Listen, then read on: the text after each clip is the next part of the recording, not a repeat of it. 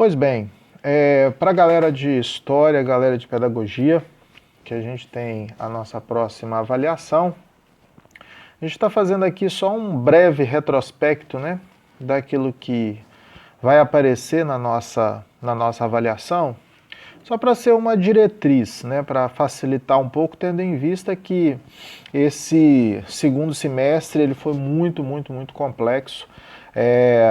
As nossas aulas elas são quinzenais, sempre às sextas-feiras, e aí devido a uma série de feriados, eles conjugaram os feriados em cima dos nossos momentos de aula, e para além disso, nós tivemos 2 ou 3 momentos de outros seminários da instituição, dos quais vocês participaram nesse momento, então, tecnicamente, a gente teve um número muito reduzido de aulas.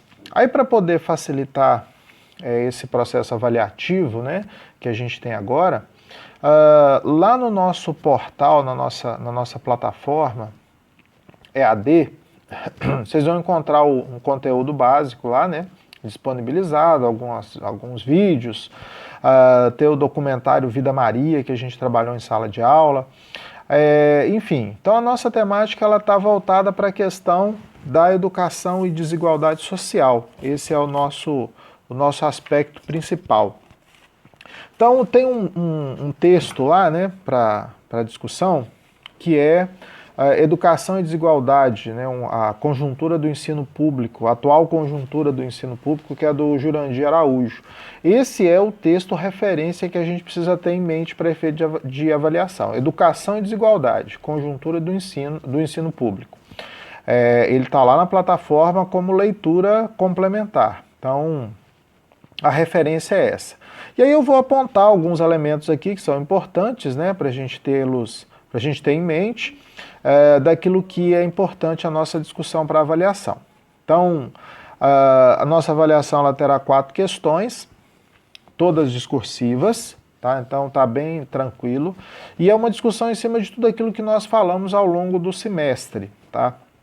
Onde a gente discutiu nesse último tópico, quando a gente fala da questão da educação e da desigualdade social, um elemento que vem sendo apresentado lá no artigo é que o processo de democratização do ensino que se deu nos últimos anos, e aí a gente tem que considerar que no Brasil o acesso à educação nos últimos anos ele cresceu muito, né?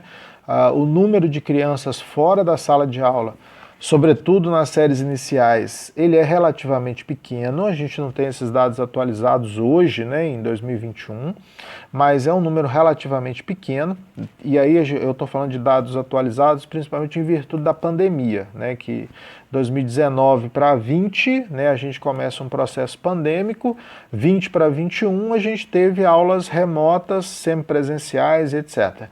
Então, tendo em vista esse cenário, atualmente, né, 2021, a gente não tem esses dados do que seria criança fora da escola, fora da faixa de matrícula e etc.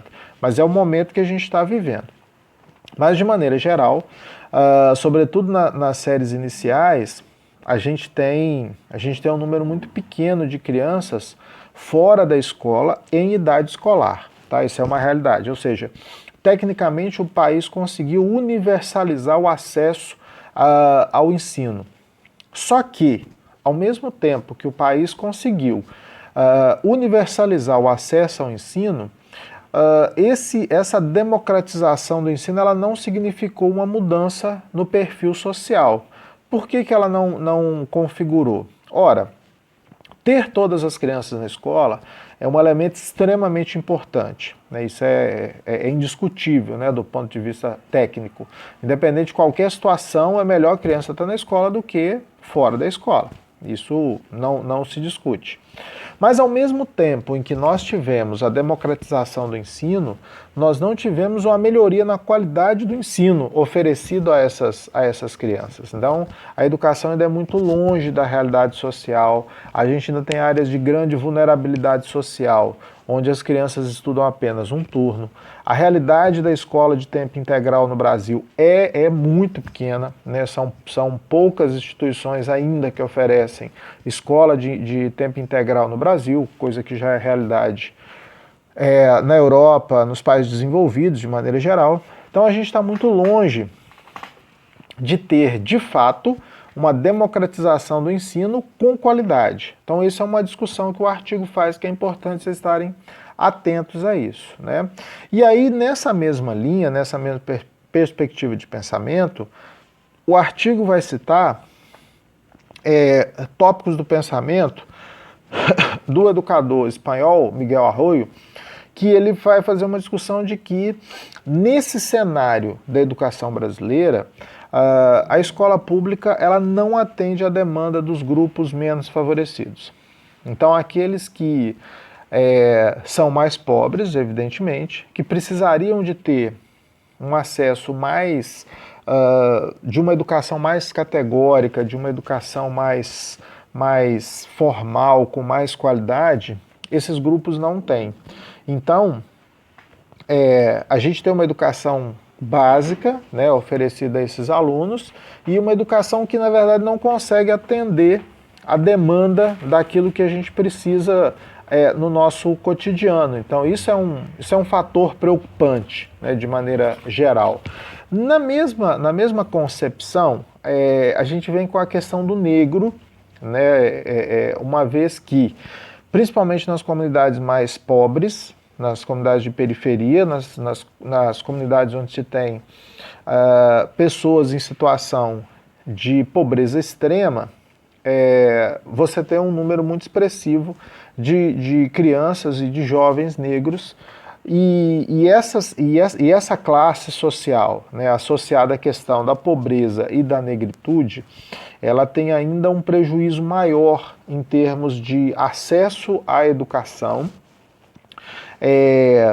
e de uma educação que possa mudar a sua realidade social. Então a gente já possui um racismo que é estrutural, ou seja, o negro, num contexto geral, ele tem mais dificuldades de acessar alguns setores, sobretudo setores de poder. Então, por exemplo, o número de advogados negros é pequeno, de médicos negros é pequeno, o número de professores negros é relativamente pequeno. Então, possibilitar a crianças, jovens, adolescentes, negros ter acesso a uma educação de qualidade é um fator que vai contribuir, ou que pode contribuir, para a superação desse racismo estrutural que a gente tem no país. Infelizmente, quando você tem, sobretudo em comunidades de periferia, sobretudo em comunidades muito pobres, uma educação precária, né, ou um pequeno acesso à questão da educação, esse quadro ele não muda, ele não se transforma, né? Você acaba não vendo uma mudança social nesse cenário. Então isso é uma discussão muito profunda. É claro que aqui eu estou fazendo só algumas indicações, mas a gente precisa de discutir isso com mais seriedade, sobretudo em cima de dados estatísticos, né? Então, por exemplo, é importante que a gente tenha em mente, e o artigo traz algumas coisas nesse sentido. Quanto da população pobre, negra, conclui, por exemplo, o ensino fundamental? Qual o percentual desses jovens que conclui o ensino médio? E, evidentemente, qual o percentual que chegam ao ensino superior? Então, a gente vai tendo, na verdade, quando a gente vai observar os dados, a gente vai tendo um afunilamento desses dados, né? Ou seja, o número de crianças que entram na educação básica, ele nunca é o mesmo lá no final do no ensino médio, por exemplo. Basicamente, todas as escolas onde você vai, você tem sempre uma realidade que é mais ou menos assim. Você tem 4, 5 turmas de primeiro ano de ensino médio, 2, 3 de segundo ano de ensino médio, 1, 2 do terceiro ano do ensino médio.